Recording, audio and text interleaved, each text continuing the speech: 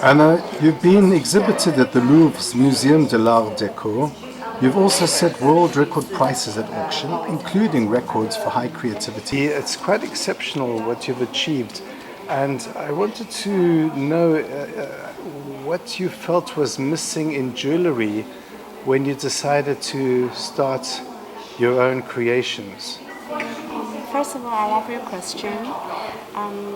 I feel that my whole life is decided by destiny, and I was started as a child cellist, musicians, and I'm very happy to share with you in terms of replying your question that I feel, for example, my character or my identity in the jewelry history is a voice of not only woman, not only Asian, now also as the only classical musician. Because I did a little bit research, and that's why I'm unique and different from others. So with my rich background, with all the academic degree that I studied, not only I derive inspiration ideas from museum of Louvre, or Palace Museum. That's where I did my fundamental work, which is connect different cultural motifs together. I feel I elevated to the other level now, as what I showed you, the new collection, original concept with very subtle motive, unexpected. Give an example, the piano earring. When I study fashion, it's like a requirement for every jewelry designer to do a hoop earring. So the first one I tried with the Greenwich Portrait, the bamboo earring. That is a traditional Chinese circle with a bamboo leaf. And then I don't get satisfied after I design a piece. I move on. So this one, after I drink enough wine and then I'll formulate into my brand, I wake up in the middle of the night and I see really literally piano keyboard flying out of the piano, and I feel that curve. Then I was like, if I make the piano keyboard that kind of indication of melody to transform into a hoop line, that's something I think nobody has ever done yet. So I think the drive of making a creation that no one has ever done before has become the biggest drive, and almost like cocaine, stimulate my desire to move forward to be the most pioneer jewelry artist. We are not talking about female, Asian, whatever. We are talking about somebody totally conceptually unique. And I felt that that's my identity and my mission in the future. Because as a child, you grew up surrounded with stones like Lego.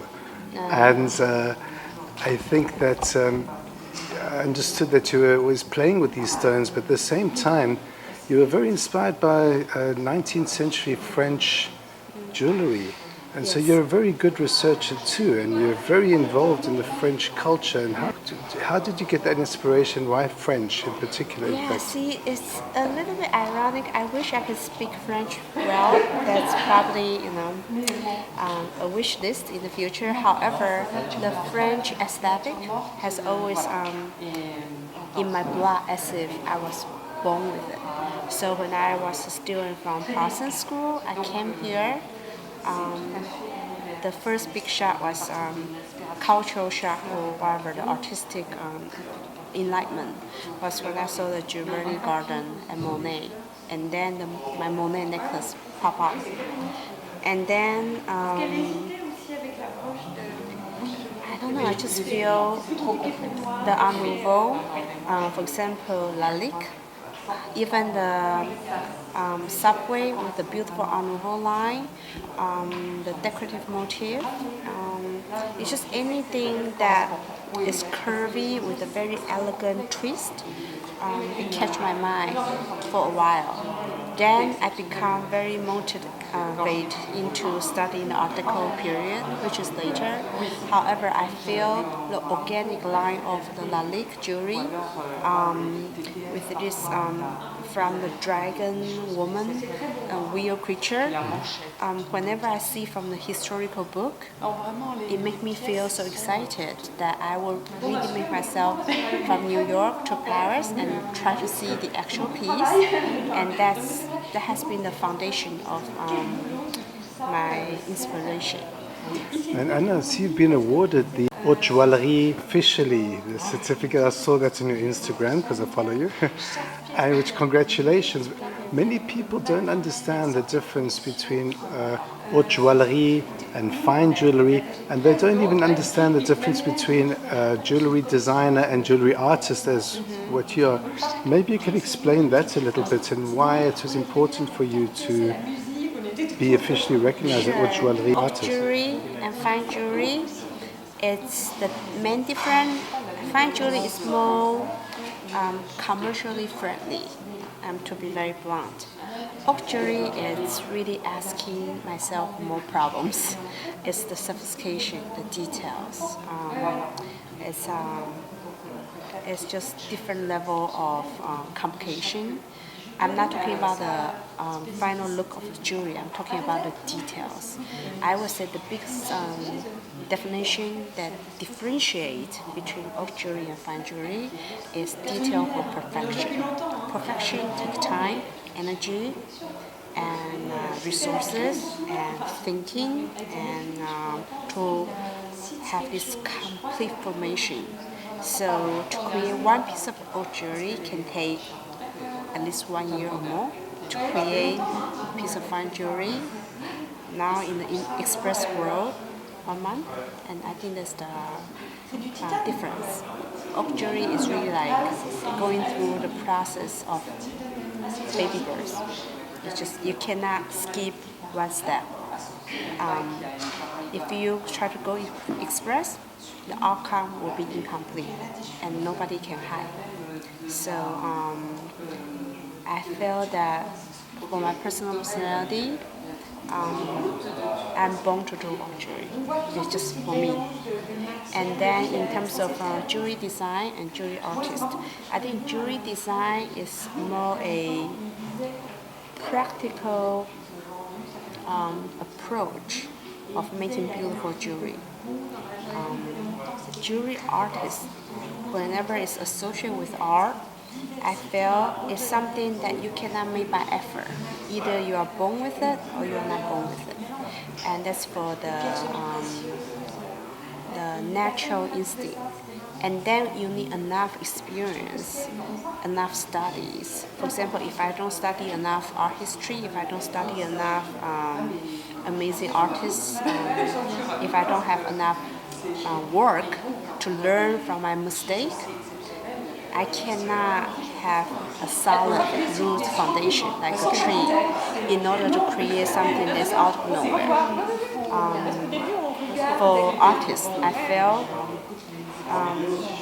as a jewelry artist, there's no such a thing as Mozart or natural talent. No, it's more like a Monet, more of a Beethoven approach, or like a red wine. It needs time to be aged, to be mature enough to create something that's totally refreshing. Because I learn from knowledge in order to create something that has not been made before. Without knowledge, you cannot create something new. But actually, I wouldn't mind speaking about that beautiful Rachmaninoff piece that you did, which is because we haven't spoken about the collection. Oh, I'm more than happy to share that. It's exceptional, and I'm sure it's going to catch the biggest oligarch. Thank you. Do tell me about that. The inspiration is so clever. It's really a statement piece for my music journey. My musical composition journey as a jewelry artist. I started as a Bach. There's a Bach bracelet, pure white diamond, curvy 5-line. That's like a Bach fugue in Opus 1. This piece will be in Opus 3 because I have been practicing cello. You can see my callus. My favorite piece is Rachmaninoff Cello Sonata Third Movement. And I have been recently visiting Moscow quite a lot, and every time when pass by the St. Basile Cathedral, I'm like, I love the vibrant colors, just like a gemstone. So one day I think about having from the aerial view of the architectural top, and then transfer that beautiful shape and color into 9 different motifs on a flat surface of a musical bracelet. And I use the black gold, rose gold, and yellow gold to depict different layer of I would call the melody line. And the outcome is totally animal. I think it's quite original. The diamonds are not Yakushian diamonds from Russia, are they? They're just... Diamond, the antique, how do you say it? The rose cut.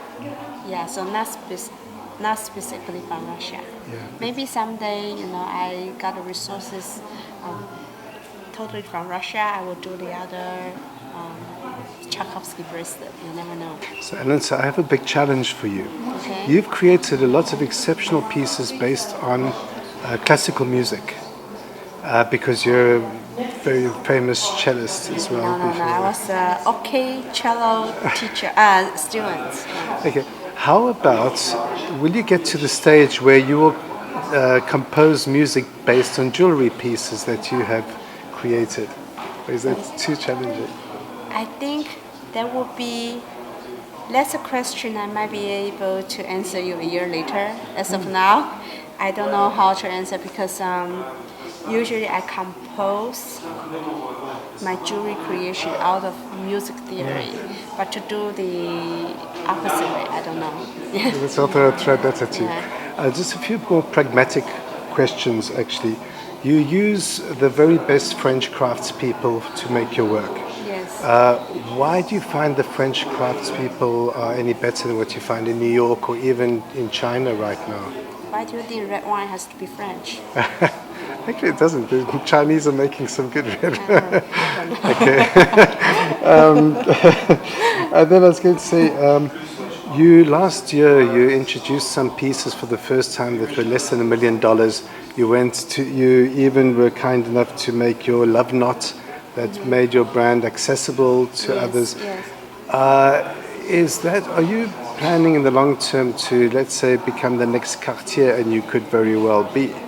I don't know if I can be a Cartier. Of course, this is my most respected old houses and the brand, and this is a very challenging question. I think I will have to let God decide. I don't know my destiny. I cannot control my destiny. Certainly, I mean, already with all the research I've done and the way I advise people to go into jewelry, it's the way you're doing it, and you could absolutely, there's nothing to stop you right now to become. When last did Cartier win an award? Well, I'm very happy and honored that you give me such a compliment. I really think of my career as a marathon. I think, as I keep mentioning about red wine, I think jewelry brand, the older, the better. So that's why I make sure that I have such a pure spirit. Regardless of my age, I can always feel fresh and passionate. And I'm happy to share with you, I still feel the same day as if when I was 30 and now I'm 42, 12 years, I have the same amount of passion, if not even more, to create more beautiful pieces. And I think if I go with this direction, I hope I can be in a good condition to work until I'm 60s, 70s, 80s. Hope no accident. And if I really make my 10 books, I think I will not be Cartier, but I will be Anna Hu with my own chapter. Absolutely. And finally, for advice to young creative people who have the talents but they don't have the backing. My findings are that if they could meet somebody who deals in stones, who could lend them some stones to enhance by beautiful pieces, is probably the way in. Would you agree with that? Because totally, I advise all the future jewelry talent, go work in big company, all the big auction houses or the big houses, and try to be an excellent student. I really think I was a role model student, a role model employee, a role model assistant. I take everything from very basic. Yeah, because you had worked at Van Cleef, you had worked at Harry Winston, even Christie's. Yes. So you really understood the inside of the business. But I guess you also learned the importance of Place Vendôme, which is why you're here at the Ritz. But Yes. are you planning to one day be on the Place Vendôme as the new, one of the only living faces? Because right now it's only Jar and I know I Lawrence love Bowman. Paris, but I'm not understanding the rental policy here. So that's something that's out of my control. I'm sure that my work have its own identity, but at this moment, I'm kind of enjoying myself as a jewelry artist and as a business manager or CEO or on the operational level, the outside jewelry, landscape, real estate, rental. I agree. We all understand. Yeah, so if somebody take care of that, we can think about it. That's But I fantastic. don't want to waste my time on that. Fantastic. Thank you very much.